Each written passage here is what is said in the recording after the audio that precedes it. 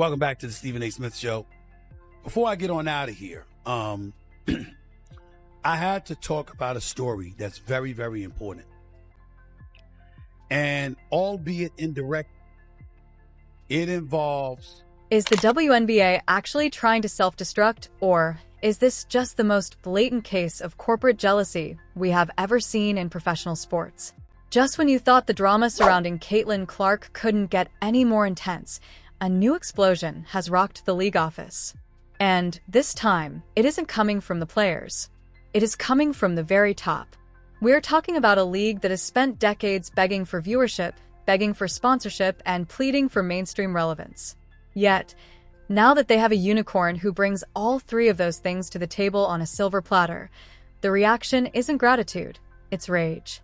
Reports are surfacing that a new commercial featuring the Indiana Fever rookie has sent WNBA Commissioner Cathy Engelbert and the league's old guard into a tailspin. But why? Why would a simple advertisement cause such chaos behind closed doors? Stephen A. Smith has entered the chat, and he is confirming what many of us have suspected. Since the draft, the league is losing control, and they are terrified. They are watching a single player become bigger than the entire organization, and instead of riding the wave, they are reportedly trying to build a dam. We need to talk about the deeper implications here, because this isn't just about a TV spot. This is about a power struggle between a rising supernova and a stagnant establishment that doesn't know how to handle her. It's about the millions of dollars the league is fumbling, the petty resentment that starts in the boardroom and spills onto the court, and the shocking reality that the commissioner might actually be rooting against her own biggest asset. Stephen A. Smith didn't just hint at it. He essentially exposed the entire rot at the core of the WNBA's leadership.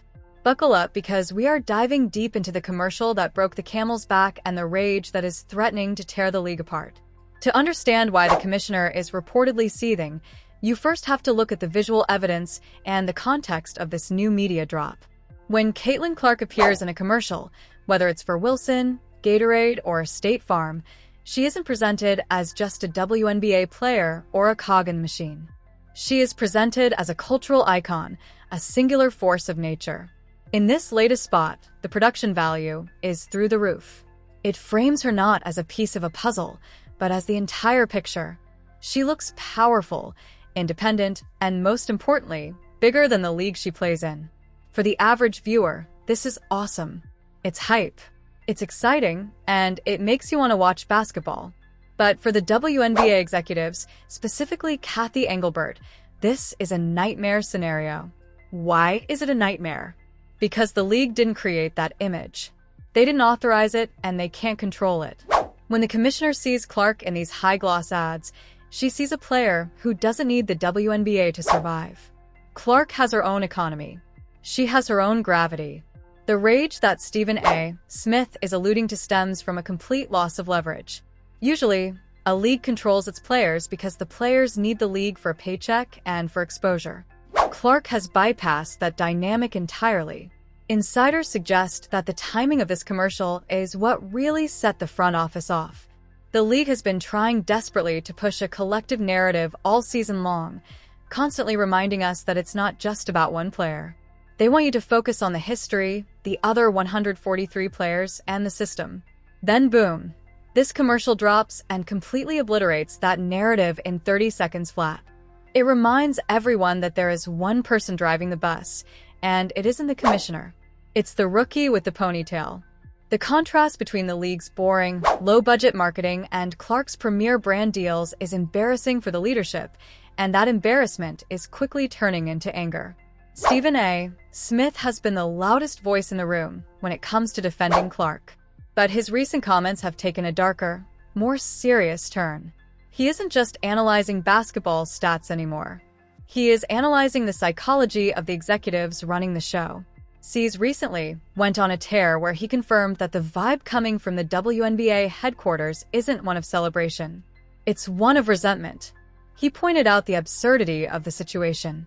You have a commissioner who is supposedly a business expert, yet she is acting emotionally compromised because one player is getting too much shine. Smith's argument is that the rage is actually a cover-up for incompetence. He highlighted that every time Clark lands a massive deal or stars in a new viral commercial, it highlights what the WNBA failed to do for 27 years. It's a direct reflection of their failure to grow the game. If you are Kathy Engelbert and you see Gatorade doing a better job of marketing your sport than you are, it stings. It hurts the ego. SAS didn't hold back, suggesting that the leadership is taking this personally. They feel exposed. He also touched on the fact that this anger from the top emboldens the toxicity we see elsewhere in the league. If the commissioner is rolling her eyes at Clark's commercial success, why wouldn't the opposing players feel comfortable taking cheap shots? SAS connected the dots between the boardroom attitude and the locker room attitude. It's a trickle-down effect of jealousy. He basically accused the league of wanting Clark to fail, or at least wanting her to be humbled, so they can regain control of the ship. But as Smith noted, that ship has sailed. The commercial proved that the world is watching Caitlyn, not Kathy. We have to contextualize this rage within the history of the WNBA to really get the full picture. For years, the league has been run by a specific group of people with a specific mindset. They view the league as a cause, a movement, a collective struggle for recognition. Then comes Caitlyn Clark, who represents pure capitalism and individual stardom. She doesn't fit the mold that the old guard built. She disrupts the hierarchy. The commercial in question highlights this disruption perfectly. It shows Clark as a singular force separated from the pack. The WNBA leadership has spent decades trying to convince the world that the product is the league itself. They sell the shield. Clark's brand partners sell her. This fundamental disagreement is what is causing the friction. The old guard feels disrespected. They feel like all the work they did to build the foundation is being ignored because a girl from Iowa can hit logo threes. Stephen A. Smith pointed out that this is the same energy we saw with the Olympic snub. Leaving Clark off the Team USA roster was a move made by the old guard to protect the hierarchy. They wanted to show that you have to wait your turn. But the commercial deals don't care about waiting your turn. Brands pay for relevance right now. This disconnect between the slow-moving seniority-based league office and the fast-moving merit-based world of advertising is causing massive internal conflict. The commissioner is stuck in the middle, and instead of adapting, she's getting angry.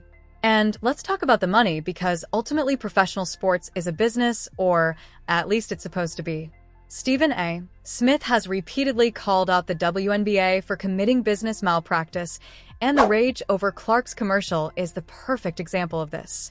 In a normal league like the NBA or the NFL, when a player gets a massive national commercial, the commissioner pops a bottle of champagne. Why? Because it raises the value of the entire enterprise. It brings casual fans to the TV. It sells jerseys. So why is the WNBA leadership mad? Because they aren't getting a cut of the credit. Clark's off-court money is dwarfing her on-court salary, and that makes the league look cheap and unprofessional. When casual fans see Clark in a $1 million ad campaign and then find out the WNBA pays her a rookie salary of roughly $76,000, it creates a public relations disaster for the league. It highlights the wage gap and the lack of revenue sharing. The commissioner knows this. She knows that every high-profile commercial Clark shoots is a reminder to the public that the WNBA doesn't pay its stars enough. It invites scrutiny. People start asking, why is the league so broke if this girl is generating so much cash? Instead of fixing the revenue model, the leadership gets defensive. Aziz argues that they would rather Clark be less famous, so they wouldn't have to answer these hard financial questions. It's a scarcity mindset. They're fighting over crumbs while Clark is baking a whole new cake. This brings us to the woman in charge, Kathy Engelbert. She was brought in as a CEO type, someone to crunch numbers and grow the business. But she has been completely outmaneuvered by the Caitlyn Clark phenomenon. Her reaction to the commercial era of the WNBA has been frozen and awkward. Remember, this is the same commissioner who struggled to answer a simple question about the racial toxicity directed at Clark during a TV interview.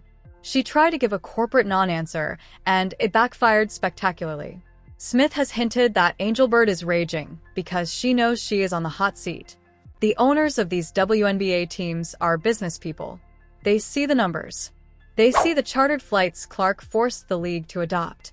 They see the ticket sales. If the commissioner is seen as an obstacle to this growth, if she is seen as being petty about commercials rather than capitalizing on them, she won't last long. The rage is likely fear. Fear that she is being exposed as the wrong leader for this new era. Clark represents a pace of growth that Engelbert can't handle. The commercial is a symbol of that speed. It's slick, fast, and globally appealing. Meanwhile, the WNBA's official marketing often feels clunky and outdated. It's a clash of aesthetics, and the commissioner is losing.